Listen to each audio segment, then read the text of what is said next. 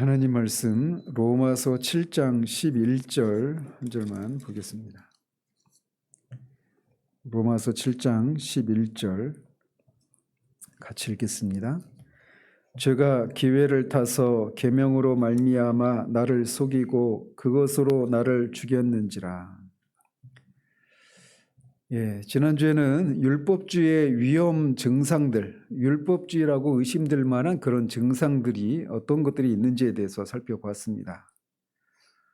율법주의는 다양한 형태를, 다양한 얼굴을 가지고 있다라고 말씀을 드렸어요. 그래서 지난주에 다뤘던 이런 것만 율법주의다 이렇게 말할 수가 없어요. 굉장히 다양한 모습으로 나타납니다. 근데 이 율법주의는 역설적이게도 은혜가 선포되는 곳에서, 은혜가 베풀어지는 곳에서 율법주의가, 그 율법주의의 기질이, 실체가 폭로가 된다라고 말씀을 드렸습니다. 아마 여러분들은 이 부분이 굉장히 인상 깊게 이렇게 남아 있을 것입니다. 자, 그러면서 이제 계속 이어서 말씀드리면, 이 율법주의는 우리의 영을 속박하기도 합니다. 율법주의에 우리가 사로잡히게 되면 종의 영 아래 우리가 살아가게 됩니다. 이것에 대해서 존 버녀는 자신의 경험과 복음의 약을 찾아 자신을 찾아온 사람들을 오래 관찰한 것에서 이런 것들을 깨닫습니다. 그래서 이제 철로 역정에서 특별히 크리스천의 친구인 충실이라고 하는 그 사람이 겪었던 이 시련을 통해서 이런 것들을 다룹니다. 우리가 우리 교회에서도 천류역정 한번 했었죠. 근데 천류역정에서는 이제 성실 이렇게 말을 했는데 여기서는 이제 충실 이렇게 번역해요. 그 성실, 충실, 신실 다 이제 영어로는 faithful이라고 하는 그런 단어입니다. 근데 여기서는 이제 충실이라고 번역을 했으니까 충실이 이제 겪은 시련을 이렇게 묘사하고 있는데 이제 보시면 충실은 매우 나이 많은 남자인 첫 아담을 만납니다. 아담은 충실에게 자신과 함께 기만의 마을에서 살자고 말하면서 그의 세 딸, 육체의 정욕, 안목의 정욕, 이생의 자랑이라고 하는 이 세 딸과의 결혼을 포함해서 온갖 즐거움을 누릴 수 있다라고 하면서 충실을 이렇게 꿰입니다. 나중에 크리스천이 그때 어떻게 했냐 이렇게 묻자 충실은 이제 솔직하게 자신의 경험을 얘기를 해줘요. 그러면서 이렇게 이제 말을 합니다. 처음에는 그 사람과 함께 가고 싶은 마음도 들었지. 그럴듯하게 들렸거든. 하지만 대화를 하다가 그의 이마를 보니까 옛사람과 그의 행위를 버리라고 쓰여 있지 않겠어? 그래서 충실이 이제 그 사람에게서, 첫사람 아담에게서 도망을 칩니다. 근데 그가 내 몸을 잡는 것 같이 잡는 것이 느껴지더군. 그러더니 나를 획 잡아 끌었지. 그가 나의 일부를 떼어간 것만 같았어. 그 바람에 나는 비명을 질렀지. 이런 나쁜 놈. 그러고 나서 언덕 위로 계속 달렸어. 그래서 이제 뭐 그 언덕은 이제 나중에 크리스천이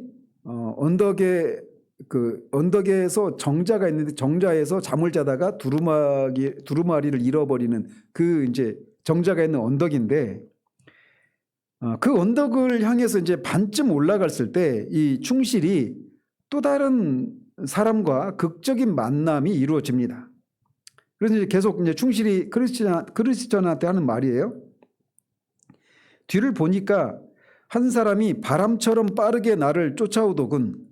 그가 곧 나를 따라잡았어. 그 남자는 나를 따라잡자마자 갑자기 한마디 말과 함께 나를 때렸지. 나는 거기에 맞아 기절했어. 잠시 뒤 겨우 정신을 차린 나는 도대체 왜 그러냐고 물었지. 그러자 그는 남몰래 첫 아담에게 끌리는 나의 성향 때문이라고 말했어. 그러고 나서 그가 다시 내 가슴에 치명타를 날렸지. 나는 뒤로 넘어져 전처럼 그의 발 아래에 죽은 듯이 쓰러졌지. 잠시 후 나는 다시 정신을 차리고 그에게 자비를 호소했어. 하지만 그는 나는 자비를 베푸는 법을 모른다라고 말하면서 다시 나를 때려 눕혔어. 그가 나를 완전히 끝장냈지만 그 사람이 와서 그를 말렸지. 그러니까 이 충실이라는 사람을 때리는 사람을 어떤 사람이 와서 말렸다는 얘기예요. 자, 여러분들은 이 얘기 속에서 누가 이 충실이라는 사람을 때린 사람은 누구이고 그 때리는 사람을 말린 사람은 누구를 말한다고 생각하십니까? 이거는 이제 충실은 이미 거듭난 신자입니다. 거듭난 상태의 신자예요. 거듭나지 않은 사람이 겪는 얘기를 하는 것이 아니라 거듭나서 이미 구원받은 신자인 충실이라고 하는 사람이 이제 자신의 경험을 얘기하는 겁니다. 근데 첫사람 아담을 만났다고 그랬죠. 그리고 자신도 모르게 자신의 이 본성이 첫사람 아담을 향하는 그런 것 때문에 어떤 사람이 쫓아와서 자신을 막 기절할 정도로 때렸다고 그랬죠. 이거는 어떤 걸 묘사할까요? 그러니까 신자 안에서 자꾸 옛날에 이 본성을 따라 살려고 하는 이런 걸 가리키는 겁니다. 이런 유혹을 받는.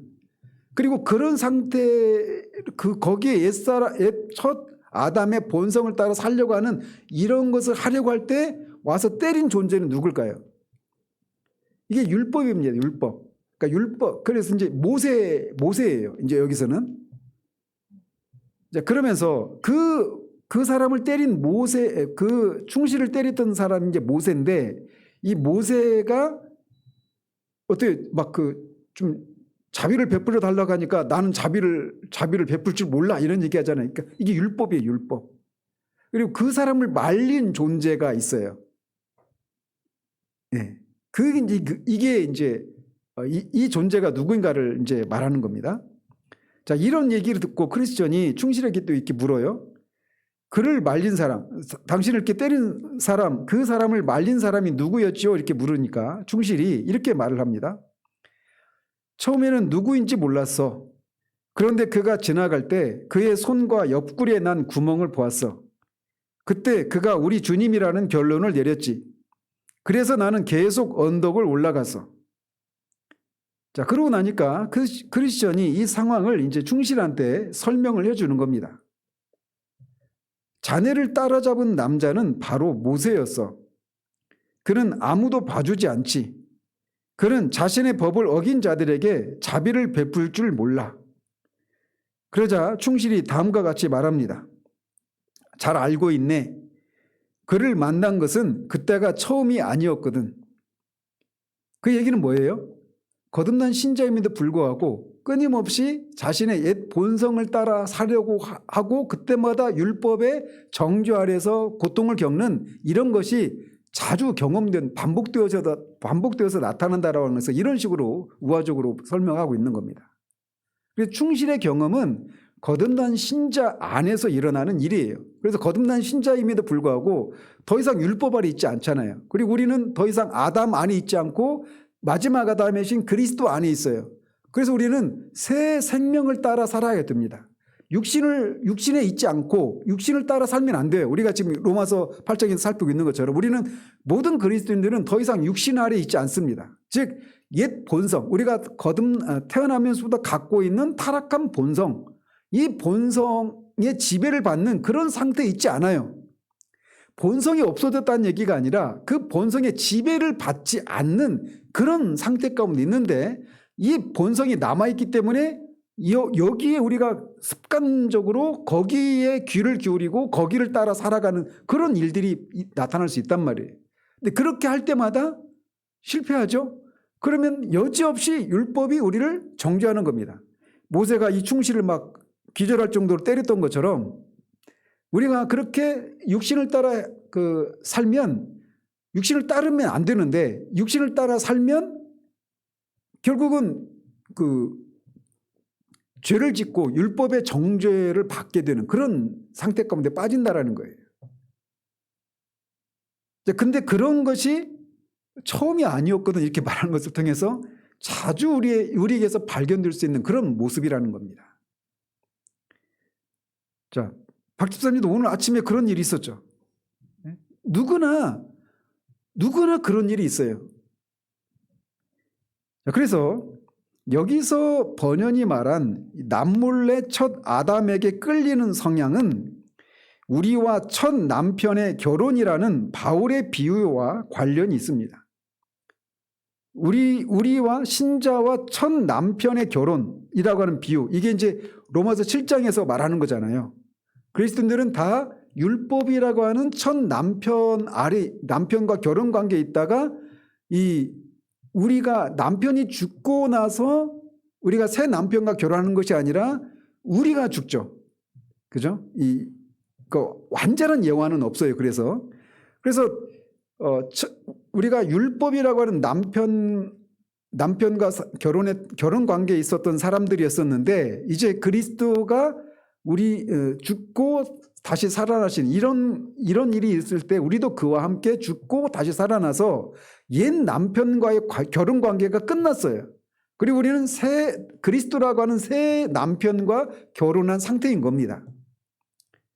자, 그런데 여기서 이제 본연이 남몰래 첫 아담에게 끌리는 성향이라고 말할 때 이것은 우리와 첫 남편의 결혼이라고 하는 바울의 비유와 관련이 있습니다.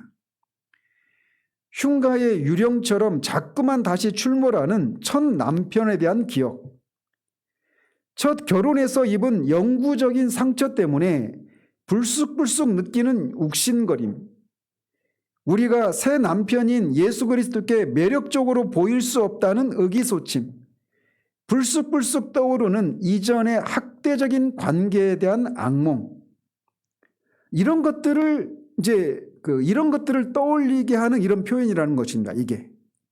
그래서 우리가 거듭난 신자임에도 불구하고 여전히 옛 남편인 율법 아래서 그 율법의 폭정 아래서 시달렸던 이런 기억이 우리 가운데 여전히 있는 거예요.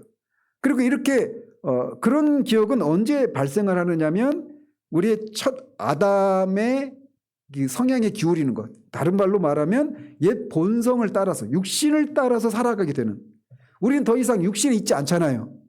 그럼에도 불구하고 그 타고난 본성이 없어진 건 아니니까 옛 본성을 따라 우리가 육신대로 살 수도 있는 그런 상태란 말이에요.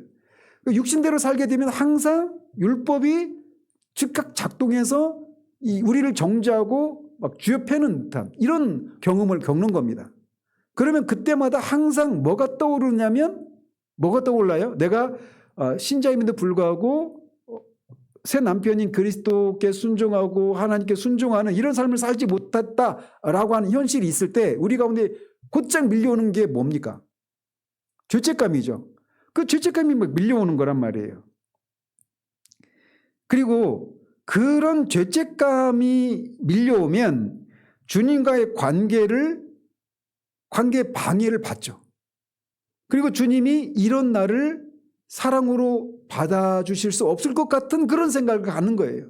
그리고 그런 죄를 지었으니까 용서를 해주실 것이라는 확신이 희미해집니다.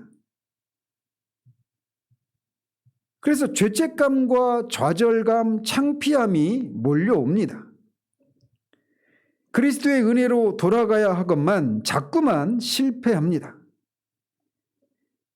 율법을 향해서 자비를 베풀어 달라고 외치지만 율법 자체는 자비를 모릅니다.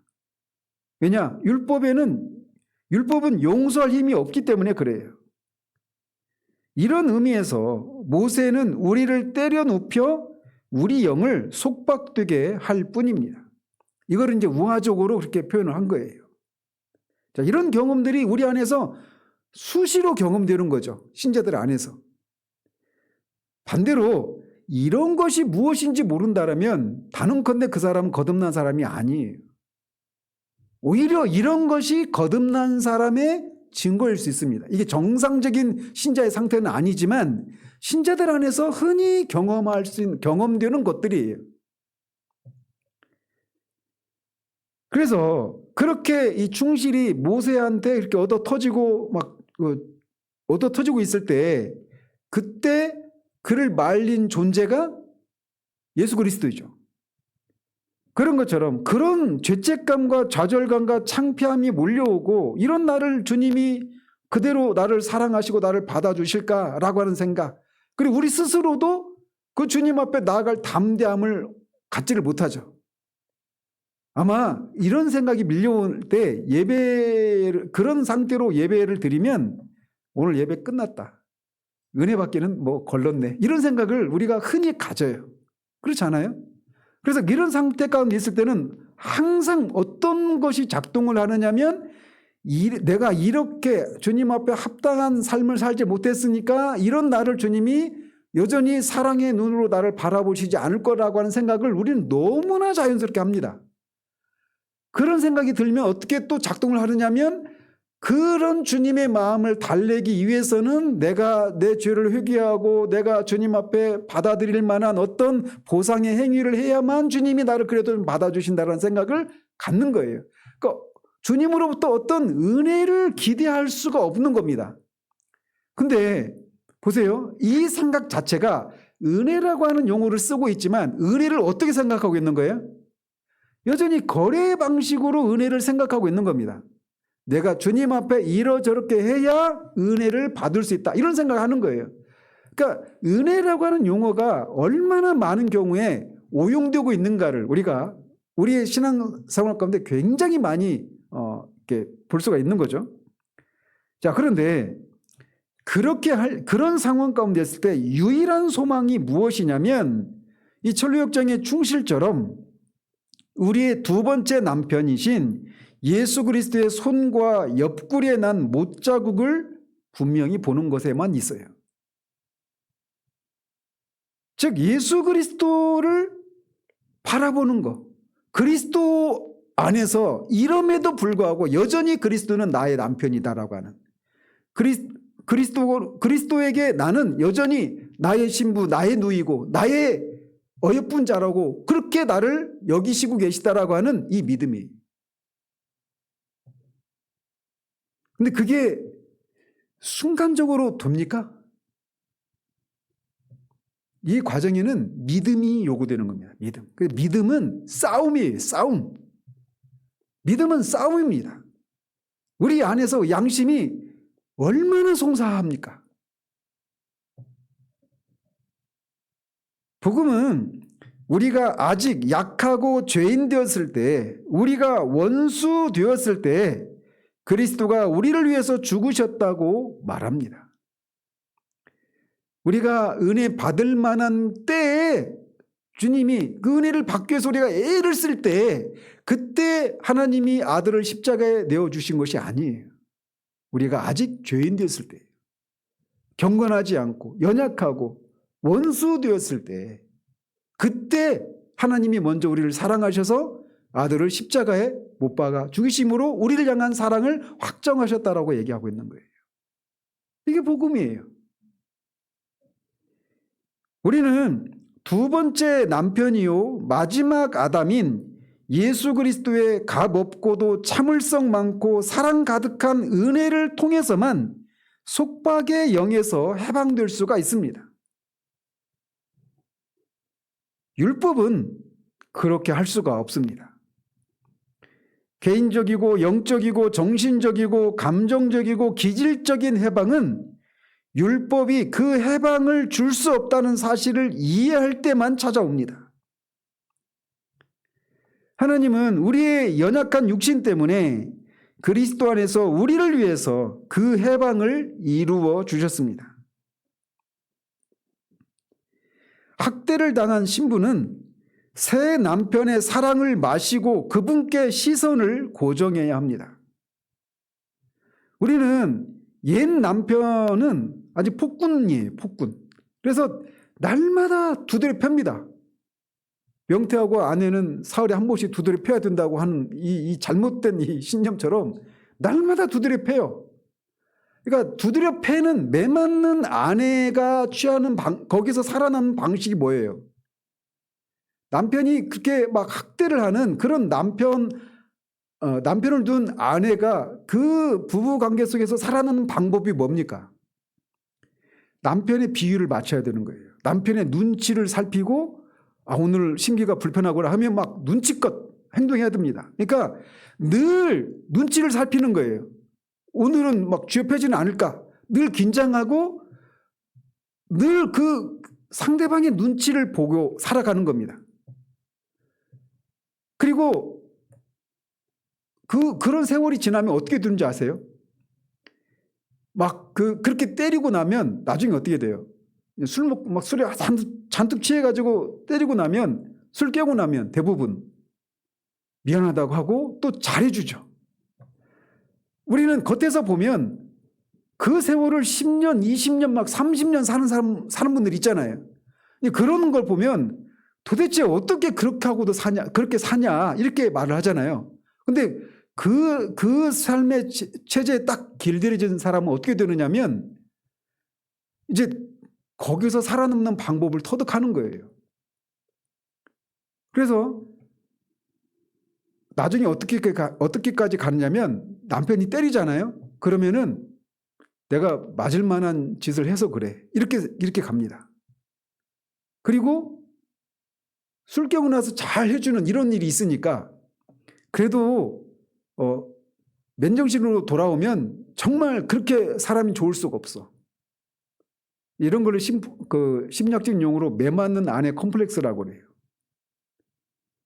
그래서 우리가 그런 것처럼 옛 남편인 율법 아래서 있는 율법의 폭군 남편인 율법 아래에 있었던 우리는 이 매맞는 아내처럼 늘 그 남편의 눈치를 살피면서 긴장하고 혹시나 내 행위가 내 남편의 심기를 불편하게 해서 내가 매맞는 건 아닐까?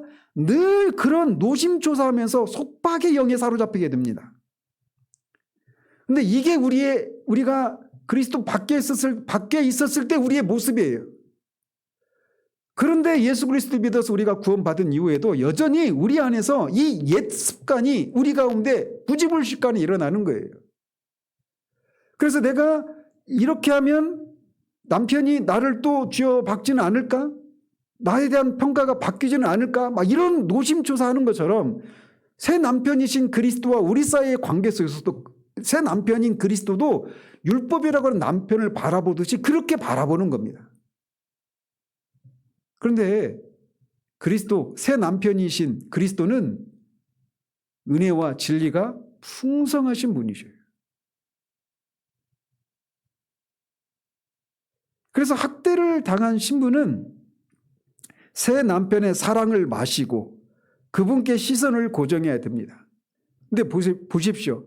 이 학대받는 그런 결혼관계를 막 오래도록 했던 사람이 그 결혼관계를 청산하고 새로운 남편을 만나서 살 때 하루아침에 수십 년 동안 몸에 배인 이 관계를 청산하고 완전히 그냥 그 옛날에 옛 기억이 하나도 없이 그냥 살 수가 없죠. 새 남편에 대한 이 사랑을 정말 우리가 계속해서 누리는 것을 통해서만 옛 남편, 폭군 남편으로부터 받았던 상처가 치유되고 그 기억이 점점 사라져 가는 거예요. 그래서 이 새 남편 안에서 누리는 그런 사랑과 은혜의 이 관계 안에서 누리는 그 자유함을 누리는 것은 어느 날 한 번 큰 은혜를 경험하는 것을 통해서 옛날의 그 모든 기억과 생활 습관들 이런 것들이 다 청산되고 완전한 자유함을 누리는 이런 것은 없어요. 서서히 일어나는 겁니다. 이 과정은 새 남편이신 그리스도가 어떤 분이신가를 아는 데에서 그런 자유함들은 점점 크게 누려져 가는 거예요.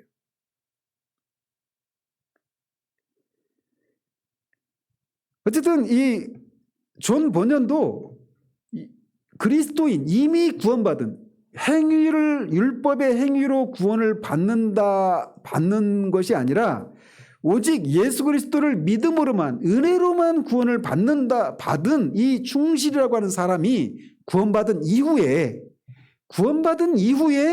율법주의의 이 망령에 사로잡혀 있었을 때 거기에서 빠져나오는 이 길을 여기서 이렇게 다루고 있는 겁니다.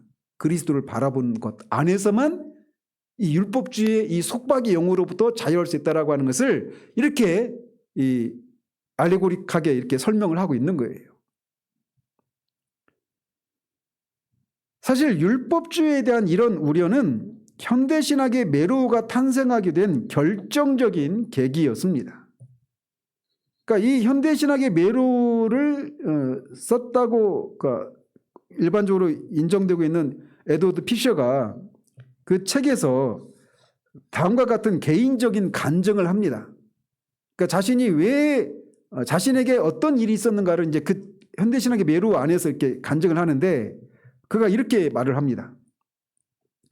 솔직히 고백한다.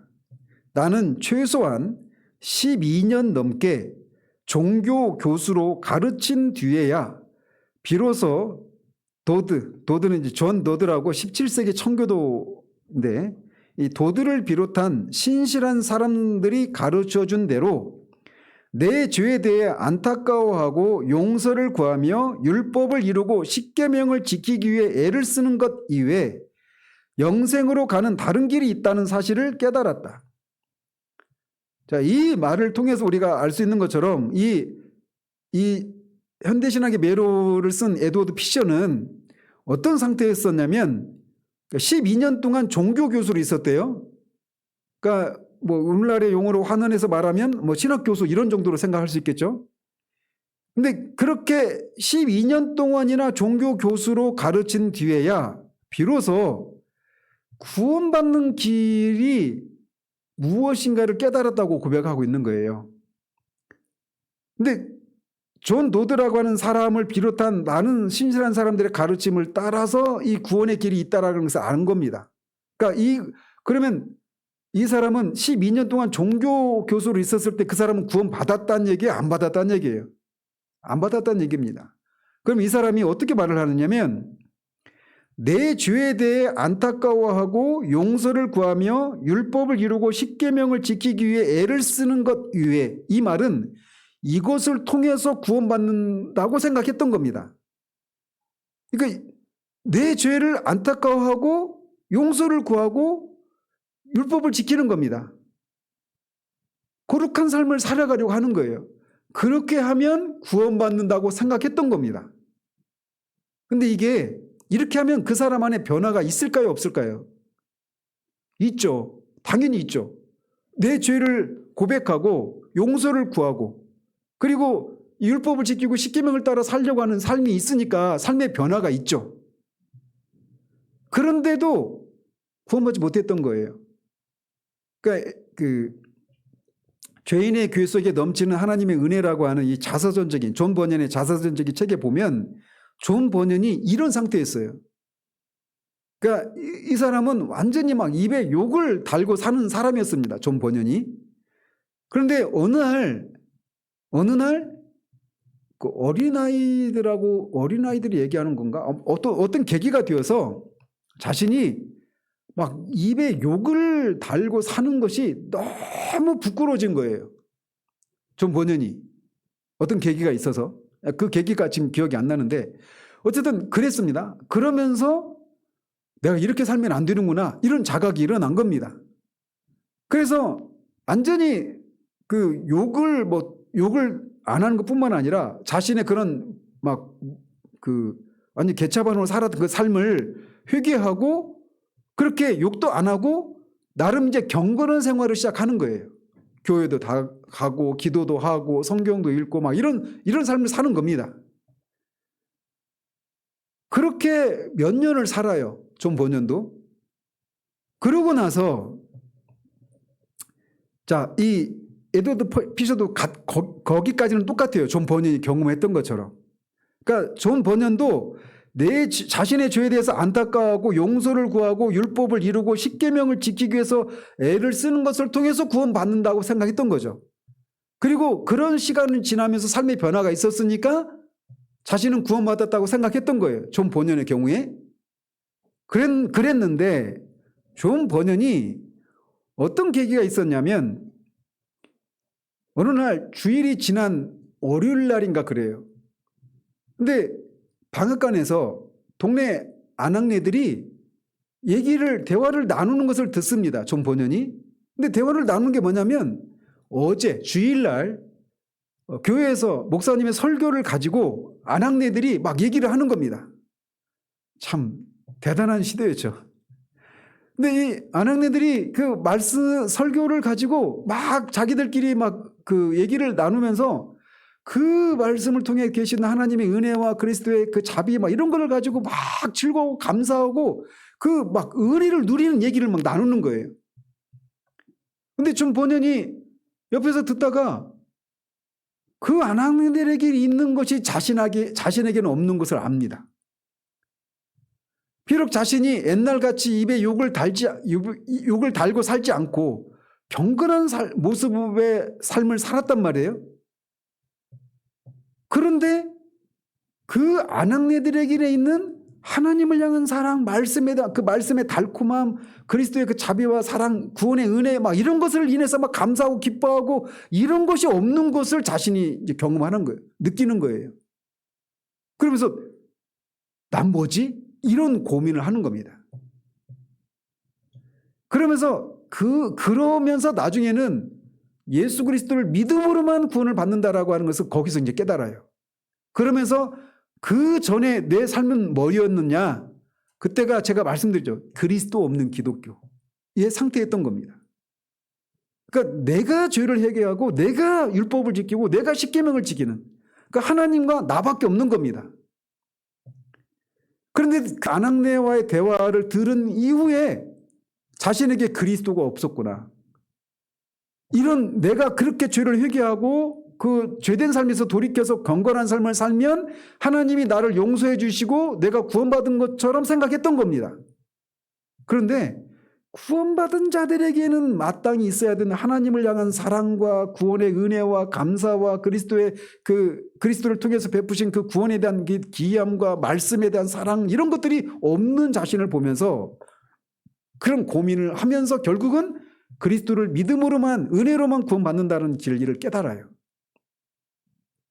자, 그런 것처럼 이 에드워드 피셔도 처음에는 자신의 죄에 대해서 안타까워하고 용서를 구하고 율법을 이루고 십계명을 지키기 위해서 애를 쓰는 것 이외에 영생으로 가는 다른 길이 있다라고 하는 것을 깨달았다라는 거예요.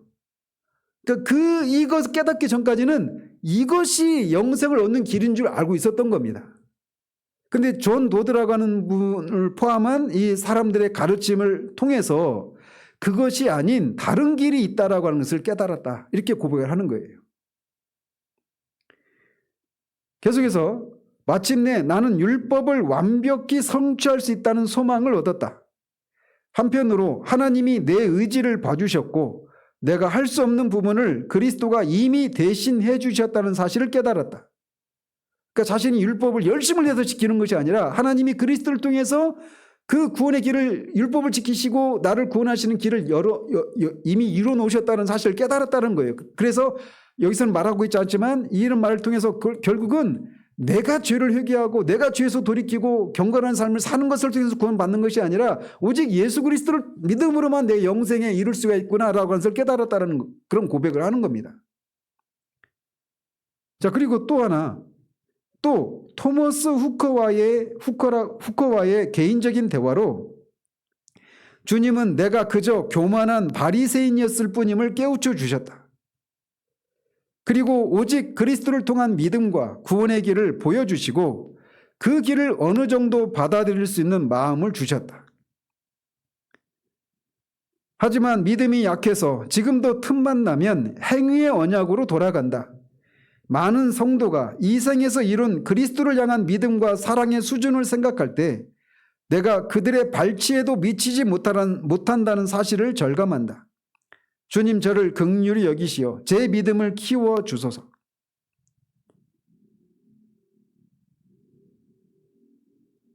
이 현대신학의 메로우라고 하는 책을 지은 저자도 이 과정을 겪었던 겁니다. 다시 그 천류역정의 그 얘기로 돌아가서 남몰래 첫 아담에게 끌리는 성향 때문에 충실을 때린 것이 모세였다라고 번연이 말하잖아요. 이 천류역정에서는. 근데 그 번연의 말이 옳을지도 모르지만 궁극적으로 그것은 사탄의 역사다라고 그 싱클레어 퍼거슨 교수가 이렇게 평가를 내려요. 그런 의미에서 그러니까 왜 그러냐면 우리가 거듭난 신자임에도 불구하고 육신을 따라 행하면 결국은 죄를 짓고 다시금 죄책감에 시달리잖아요. 근데 그때 죄책감에 시달리고 막 그런 것을 이제 모세가 때린다 이렇게 막 이렇게 그리고 있지만 사실은 궁극적으로는 그 배후에는 사탄이 있다라는 겁니다.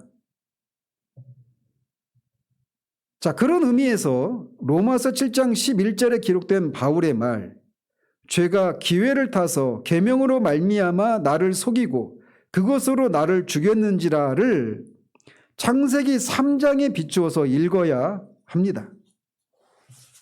자, 로마서 7장 11절에서 죄가 기회를 타서 계명으로 말미암아 나를 속이고 그것으로 나를 죽였다 이렇게 말을 했잖아요. 근데 이거를 창세기 3장에 비추어서 읽어야 한다라는 거예요. 바울이 말하는 죄의 배후에는 사악한 존재가 도사리고 있습니다. 결국 사탄이에요. 그래서 뱀은 정확히 바울이 묘사한 그 짓, 즉 죄가 기회를 타서 계명으로 말미암아 나를 속이고 그것으로 나를 죽였는지라 이렇게 로마서 7장 11절에서 말하는데 사탄이 계명으로 말미암아 하와를 속이잖아요. 그죠? 그래서 로마서 7장 11절은 창세기 3장을 가지고 해석을 해야 된다 이렇게 얘기를 하는 거예요. 이제 죄를 짓는 것의 배후에는 사탄이 있으니까. 그래서 뱀은 정확하게 바울이 묘사한 그 짓을 저질렀습니다. 즉 계명을 사용하여 하와로 하여금 그 계명을 주신 분의 성품을 오해하게 만든 것입니다. 이건 이제 앞에서 우리가 몇 주 전에 살폈던 거죠. 그래서 하와는 선악을 알게 하는 나무의 열매를 먹지 말라라고 한 이 금지의 법 하나만을 보고 다른 긍정적인 명령들은 보지 않았습니다.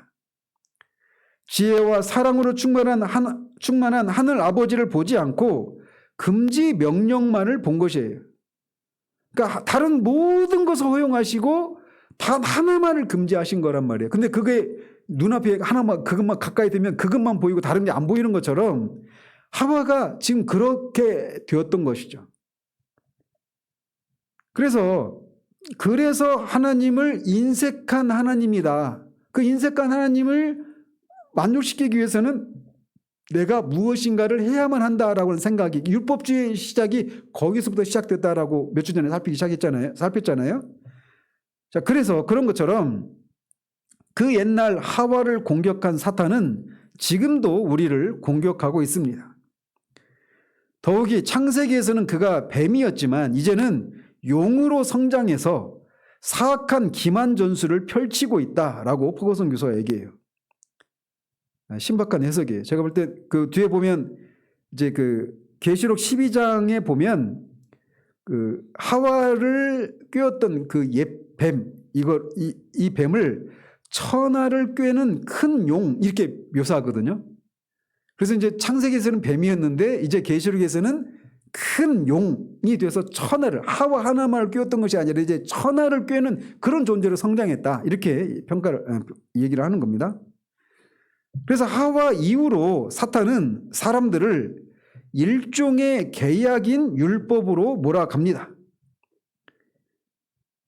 사탄은 율법을 지키지 못한 우리를 비난하고 하나님과의 관계에서 우리가 품은 가장 큰 두려움을 부추기며 공갈을 통해 점점 더 율법주의에 속박되게 합니다. 사탄이 우리를 이렇게 율법주의에 속박되게 하는 방식이 이거예요.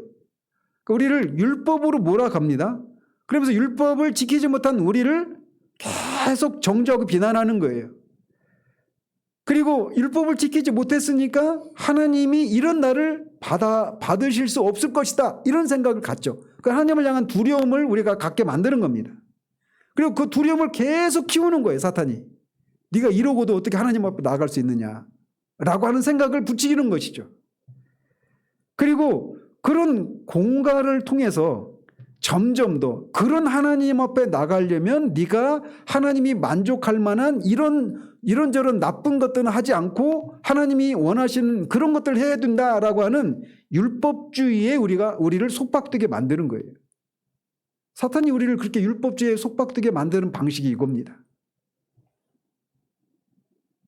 그래서 이 지점에서 보스턴의 말을 다시 들어봐야 되는데 특별히 마지막 문장을 눈여겨 들으시기를 바랍니다.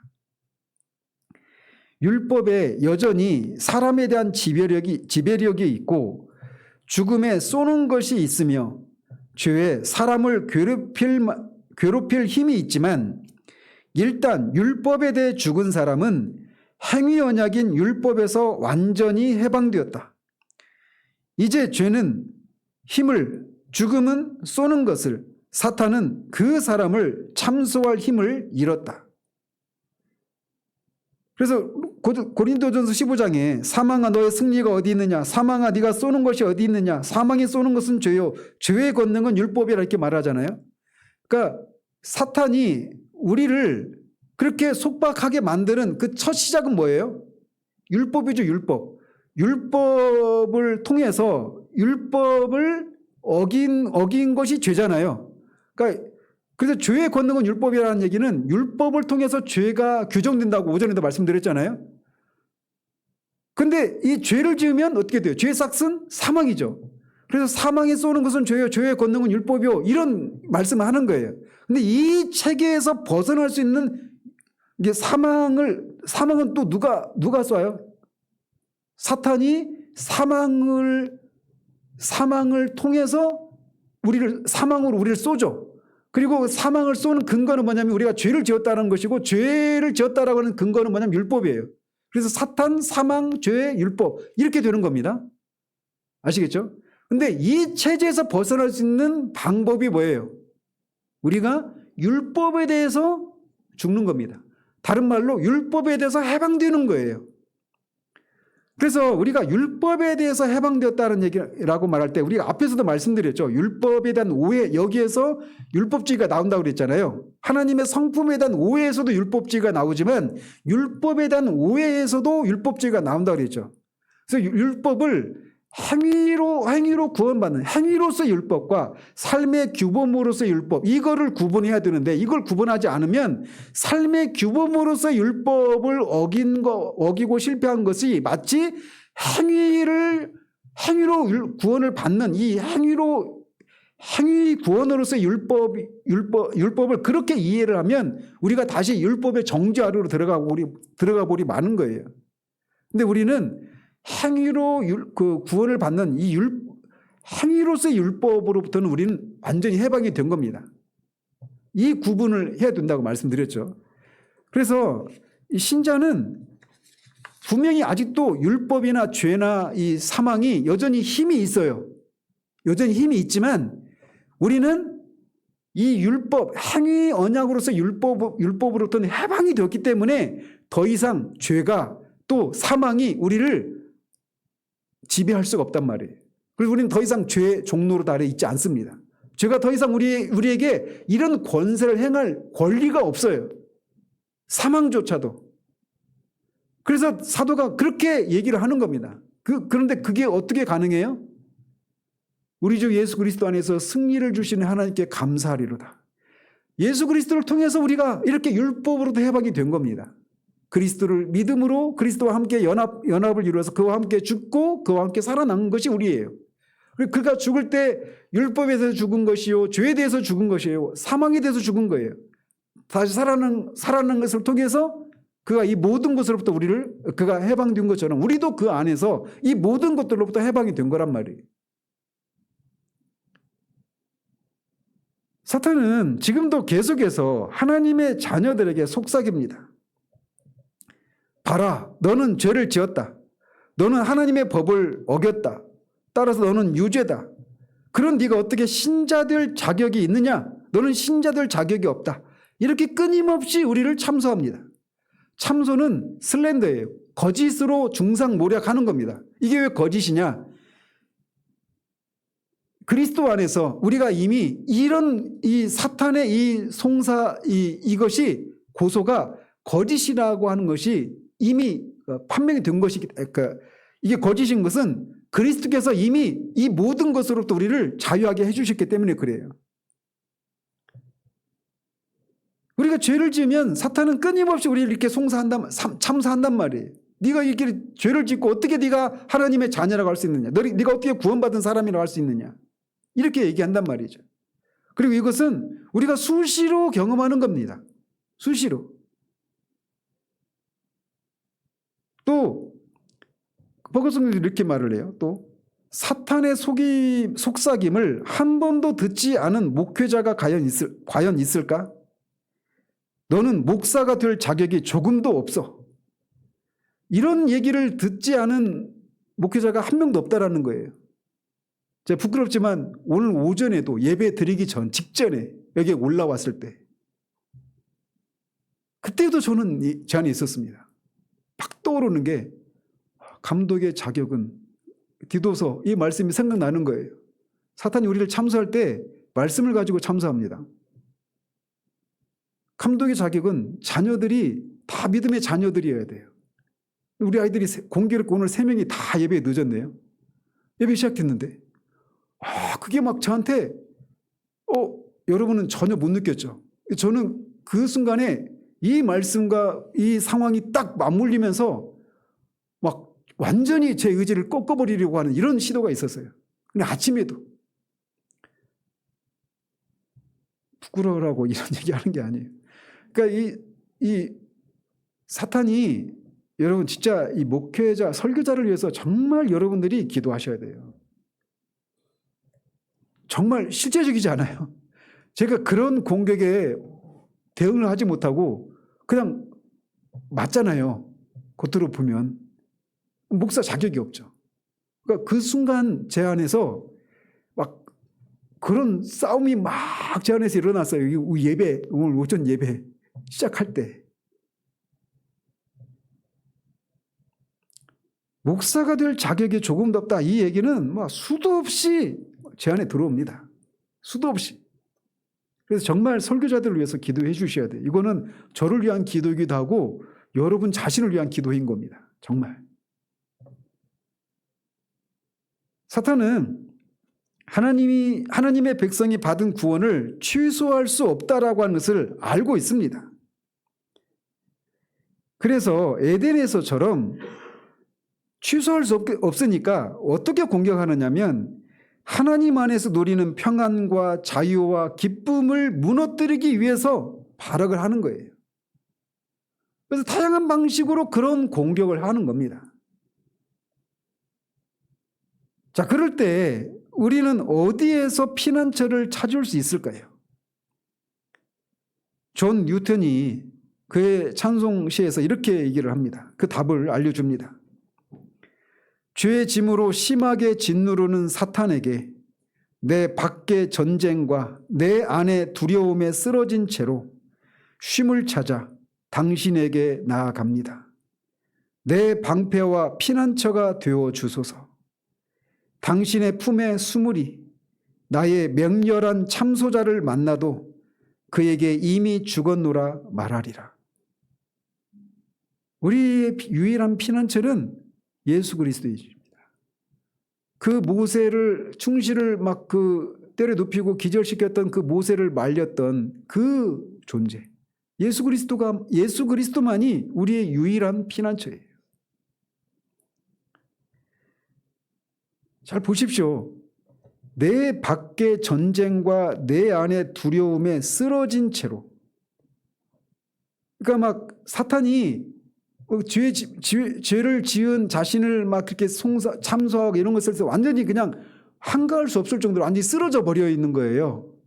그러니까 서 있는 채로 막 사탄을 대항하는 것이 아니라 대항하면서 쉼을 찾아 당신에게 나아갑니다 할 때, 그리스도께 피할 때 이 사람이 막 혈기 왕성해서 막 믿음이 왕성해가지고 이런 모습으로 주님께로 피하는 게 아니라 내 밖의 전쟁과 내 안의 두려움에 쓰러진 채로 쉼을 찾아 당신에게로 나아갑니다. 이렇게 말을 해요. 그러니까 우리 복음성 가사 중에 너의 작은 신음에도 응답하시는 이 표현 하잖아요. 하나님은 우리가 그리스도께 피하는 이 죄로 인해서 사탄의 이런 참소로 인해서 참소할 때 그게 거짓이라고 할 때는 내가 죄를 안 지었는데 고소하니까 참소하는 게 아니잖아요. 실제로 죄를 지은 건 맞아요. 근데 이제 그 다음이 문제인 거죠. 네가 죄를 지었으니까 너는 구원이 취소됐다거나 너는 또 하나님의 자녀가 아니다라고 하거나 이런 것이 거짓이잖아요. 그래서 참소인 거예요. 근데 그렇게 사탄의 참소를 받을 때 우리가 그리스도께로 피하는 것 이외에는 쉼을 얻을 수가 없어요. 자유를 누릴 수 있는 길은 그것밖에 없습니다. 그런데 그때 나갈 때 그리스도께로 피할 때 우리가 막 완전히 막 그 건장한 아주 건강한 그런 모습으로 그런 믿음을 막 확 큰 믿음을 발휘하는 그런 모습으로 주님께 피할 때만 주님이 우리를 받으시는 게 아니에요. 진짜 작은 신음에도 응답하시는. 그러니까 겨자씨만한 믿음만 있어도 산을 명해서 바다로 옮겨지라고 해도 한다고 했잖아요. 믿음은 크기의 문제가 아니에요. 그게 진짜냐 아니냐의 문제인 겁니다. 그 순간 정말 막 얼마나 우리도 막 우리 자신이 알잖아요. 막 너무 뻔뻔하고 그런 내 자신도 싫고 주님께 면목도 없고 부끄럽고 막 그래요. 그리고 또 한켠에는 막 다 싫은 마음도 있어요. 몰라 막 다 싫어 막 이런 마음도 있거든요. 우리 안에서. 왜냐하면 계속 이런 일이 반복되니까 싫은 거예요. 그냥 그냥 다 싫어. 그냥 몰라. 되도록 돼. 이런 마음도 우리 가운데 있어요. 어떤 때는. 근데 그런 때에도 작은 믿음이라도 그리스도께 피하면 되는 거예요. 제가 그 예화했잖아요. 차돌이 그 두꺼비 얘기 기억나시죠? 안 들은 척 이제 하시려고 하는 것 같은데. 저는 이 시를 보면서 이게 막 저한테는 눈에 막 띄는 거예요. 죄의 짐으로 심하게 짓누르는 사탄에게 내 밖의 전쟁과 내 안의 두려움에 쓰러진 채로 쉼을 찾아 당신에게 나아갑니다. 이렇게 말합니다. 크리스천 천루역정에서도 보면 크리스천이 절망 거인의 성에 잡히잖아요. 그래서 그 거인과 그 아내한테 막 잡혀서 막 흠씬 맞잖아요. 그래서 그 거인의 그 크리스천 머리맡에 그 목을 매도록 밧줄이 있고 뭐 독약도 있고 칼도 있고 막 그러잖아요. 그러니까 죽으라는 얘기죠. 근데 그가 그 완전히 말 그대로 절망의 성에 절망 거인이라고 부르는 그 성에 완전히 절망한. 근데 거기서 그가 완전히 흠씬 막 두드려 맞아가지고 일어날 기력도 없어요. 그런 힘도 없습니다. 근데 거기서 주님의 약속을 기억해요. 그리고 거기서 하나님의 도우심으로 기가 막히게 거기서 나오잖아요. 우리에게 필요한 것은 진짜 적은 믿음이라도 주님을 바라고자 하는 그 믿음, 그것이면 됩니다. 오직 거기에서만 속박된 데서 벗어나서 자유를 얻을 수가 있습니다. 자, 결론적으로 그렇다면 율법주의의 치료제는 무엇입니까? 이미 답을 알고 계시겠지만 은혜예요, 은혜. 율법주의의 치료제는 율법 폐기주의가 아니라 은혜입니다. 이 은혜는 그리스도 안에 있는 은혜입니다. 우리를 향한 하나님의 은혜는 바로 그리스도 자체이십니다. 이 은혜는 바로 속죄입니다. 단 이론이나 추상적인 현실로서의 속죄가 아닙니다. 그리고 또 예수 그리스도와 별개인 속죄도 아닙니다. 그리스도 자신이 바로 속죄입니다. 그는 우리 죄를 위한 화목 제물이니. 따라서 치료제는 율법이란 병에 중하게 걸렸던 바울을 치유했던 바로 그 분입니다. 우리 주 예수 그리스도예요. 바울은 모세에게 얻어맞는 것이 어떤 것인지를 누구보다도 잘 알았던 사람이라고 할 수가 있습니다. 왜냐하면 디모데전서 1장 15절에서 자신을 가리켜서 나는 죄인 중에 괴수다라고 말하잖아요. 그러니 얼마나 모세에게 얻어 터졌겠습니까? 그렇지만 바울은 결국 다음과 같은 사실을 깨닫습니다. 빌립보서 3장 7절 9절에 그러나 무엇이든지 내게 유익하던 것을 내가 그리스도를 위하여 다 해로 여길 뿐더러 또한 모든 것을 해로 여김은 내 주 그리스도 예수를 아는 지식이 가장 고상하기 때문이라. 내가 그를 위하여 모든 것을 잃어버리고 배설물로 여김은 그리스도를 얻고 그 안에서 발견되려 함이니 내가 가진 의는 율법에서 난 것이 아니요 오직 그리스도를 믿음으로 말미암은 것이니 곧 믿음으로 하나님께로부터 난 의라. 죄인 중에 괴수라고 그렇게 자신을 생각했던 바울이 오직 그리스도 안에서 이런 쉼을 누릴 수 있었던 것입니다. 같은 것을 찰스 웨슬리도 이 시에서 같은 사실을 얘기를 합니다.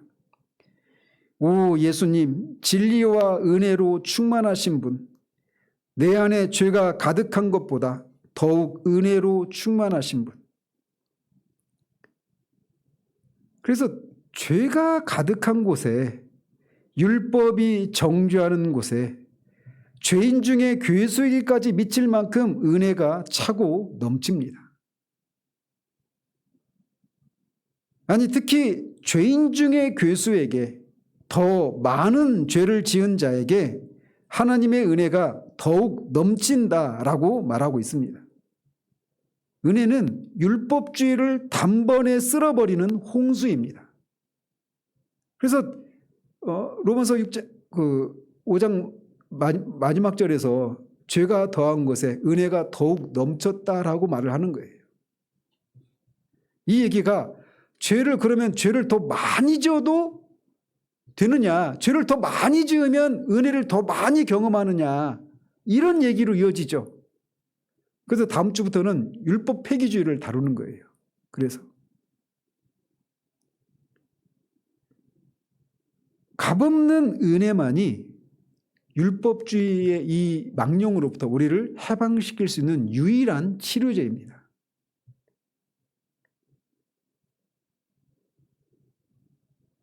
율법주의의 이 망령은 계속 몇 주 동안 살폈던 것처럼 우리가 처음 행위로 구원을 받는 이 과정에서만 율법주의가 나타나는 게 아니에요.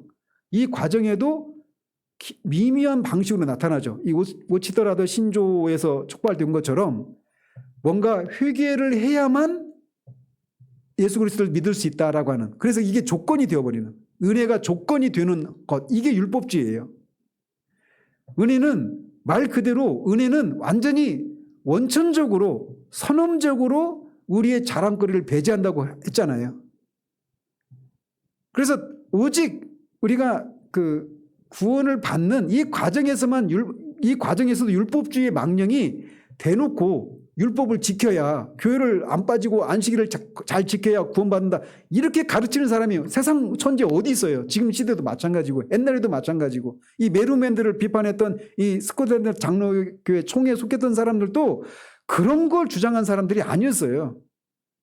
근데 이제 은혜 되게 말을 하지 않으니까 거기에 율법주의가 미묘한 방식으로 들어와 있다라고 하는 것을 메루맨들이 발견했던 겁니다. 그래서 그것을 반대했던 거고. 근데 그렇게 오직 예수 그리스도를 믿음으로만, 어떤 것도 예수 그리스도를 믿는 데 있어서 조건이 없어요. 회개도 조건이 아닙니다. 그건 은혜의 열매이지 은혜의 조건이 아니란 말이에요.